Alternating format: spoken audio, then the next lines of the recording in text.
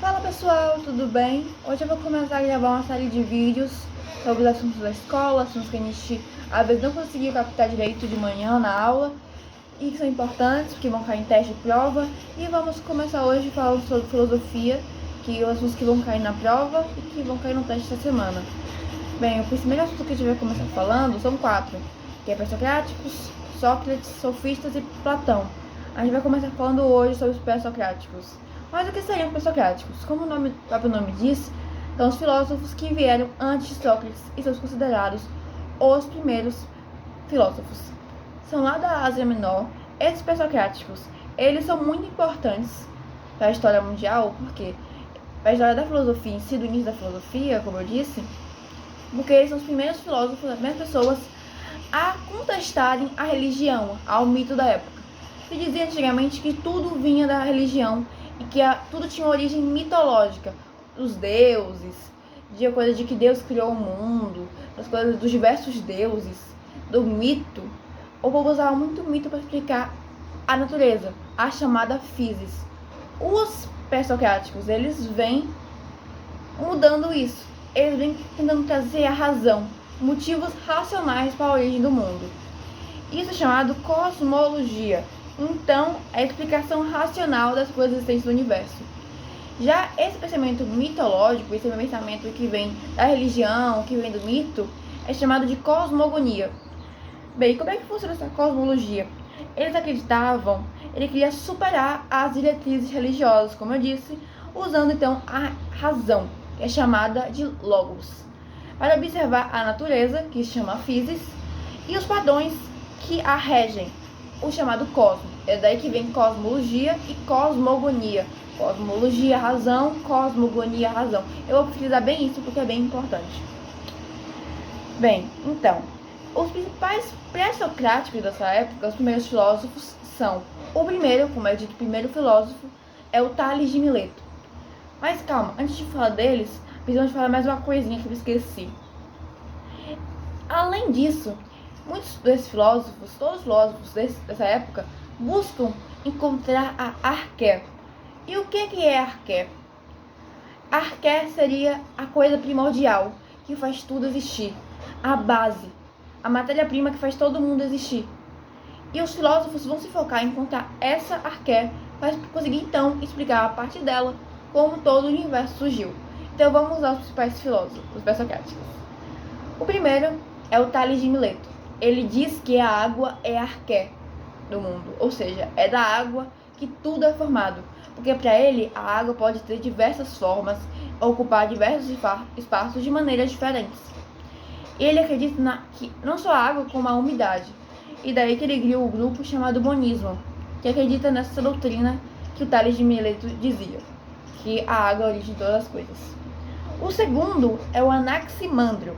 O Anaximandro, ele acha que a arqué não é uma coisa como a água, não é uma coisa como a terra, não é uma coisa como o resto dos pré-socráticos acreditam. Para ele foi discípulo até de Tales de Mileto, mas ele acredita que existe o apeiron. Apeiron é ilimitado, é indeterminado e infinito.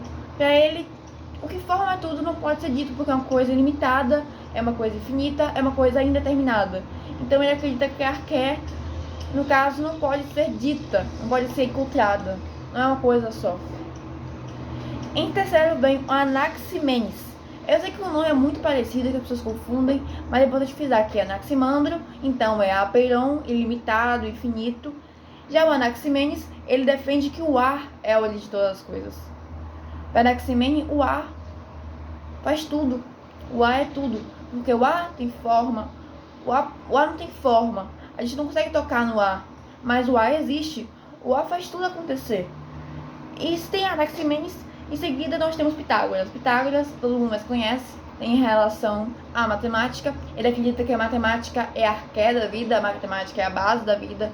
Tudo vem da matemática, tudo é proveniente da matemática. Agora a gente vai falar sobre dois pré-socráticos que são muito importantes. Para entender Platão, a gente precisa entender o conhecimento dos dois. Eles são opostos, defendem ideias opostas. Um é o Heráclito e o outro é o Parmênides. O Heráclito, ele defende que a arca do mundo é o fogo, mas além disso, ele acredita no devir. O que é devir? Devir é que tudo tem um fluxo natural. Tudo muda ao decorrer da vida. Vamos dizer que esse lápis aqui é normal, o fluxo dele, que daqui a pouco ele mude e acabe virando outra coisa. As coisas vão se transformando ao decorrer da vida, transformando completamente. Uma criança é pequena e ao longo da vida ela vai crescer até virar idosa, vai acabar falecendo e assim por diante. É o ciclo das coisas. Então as coisas não tem uma essência própria, as coisas só têm esse fluxo natural. Mas ele também diz que Arque é o fogo. E com isso ele cria um grupo chamado Bobelismo, onde ele vai dizer esse ideal do devir. Então, mais uma vez, devir é o fluxo natural das coisas de transformação. As coisas vão ir se transformando ao decorrer da vida delas. Completamente em oposição a isso, Parmênides viu a ideia de Heráclito e falou: discordo de tudo. Para Parmênides, o ser é Arque. O ser só é Arque do mundo.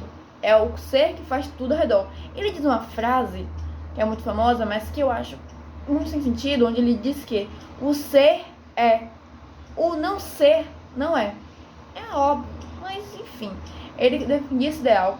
Ele acreditava que cada coisa tinha uma essência. Se é um ser, aquela coisa tem uma essência. Ou seja, naquela época não existia muito conhecimento sobre biologia, mas hoje se sabe que o ser humano, ele tem um DNA, que é uma coisa que mesmo que a criança mude no decorrer da vida dela, ela vai continuar sendo ela, porque dentro dela tem o DNA.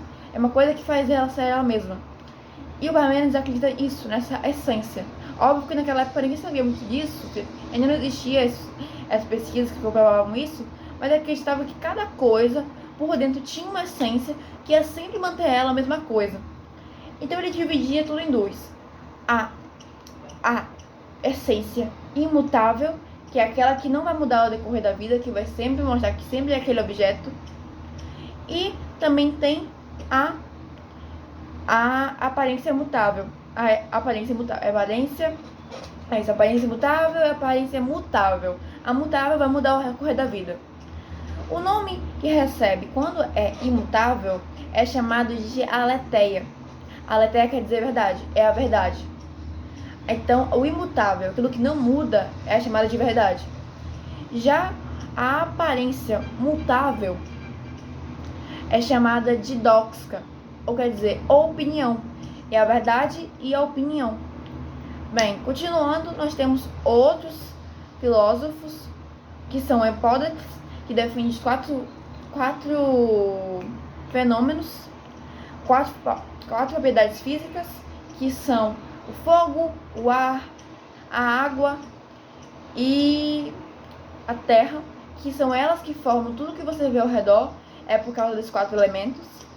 Também nós temos em seguida o Anaxágoras, que vai dizer que a realidade vem toda de sementes, que tudo que a gente vê hoje em dia é fruto de sementes, como o caso das plantas, mas ele defende que tudo é além, e que tudo hoje em dia forma coisas diferentes e existe, tudo por causa do Naus, que é a mente cósmica que fez tudo isso acontecer. Ele, Empédocles, o Anaxágoras não é muito falado pela professora, mas é importante a gente falar sobre ele. E por último nós temos o Demócrito, que é muito comum na química, que o Demócrito defende os átomos. Ele acredita que tudo vem dos átomos, que a gente vai ver muito na física, na química, na física também, mas na química principalmente, onde ele acredita que tudo vem de uma coisa, dos átomos, e os átomos vão fazer ligações de formar cada coisa. Então, gente, foi isso, um pouquinho dos persoquéticos para vocês. É muito importante que vocês entendam eles. Se vocês tiverem alguma dúvida, é só me chamar que eu explico de novo.